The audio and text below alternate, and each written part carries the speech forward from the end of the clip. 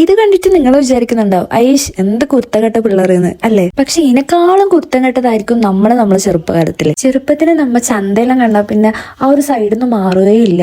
വളയും കമ്മലും അതും ഇതും ഒക്കെ ആയിട്ട് എന്തെല്ലാതെ വാങ്ങിയ കൂട്ടര്.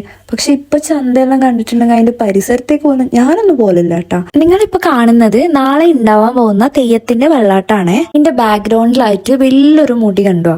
അത് ഇവിടുത്തെ പ്രധാന മൂർത്തിയായ മേലൂർക്കുളങ്ങര ഭഗവതി എന്ന് പറഞ്ഞ തെയ്യത്തിന്റെ മുടിയാണ്. നമ്മ ഇതിനാ മുടിയെന്നാ പറയല്. ഇനി വേറെ എന്തെങ്കിലും പേരുണ്ടോന്ന് എനിക്കറിയൂല. ഞാൻ പണ്ട് മുതലേ കേട്ടിട്ട് ഉള്ളത് തെയ്യത്തിന്റെ മുടിയെന്നാണ്. ഇനി ഇതിന് വേറെ എന്തെങ്കിലും പേരുണ്ടെങ്കിൽ ഒന്ന് ജസ്റ്റ് കമന്റ് ചെയ്യണം കേട്ടോ അറിയുന്നവര്. അമ്പലത്തിന്റെ ഇപ്പുറത്തെ സൈഡിലായിട്ട് ഡാൻസും മറ്റു പരിപാടികളൊക്കെ നടക്കുന്നുണ്ട്. ഇല്ല ഡാൻസ് കളിച്ചതിൽ എനിക്ക് ഏറ്റവും കൂടുതൽ ഇഷ്ടമായത് ഒരു കുഞ്ഞു കൃഷ്ണനുണ്ട്.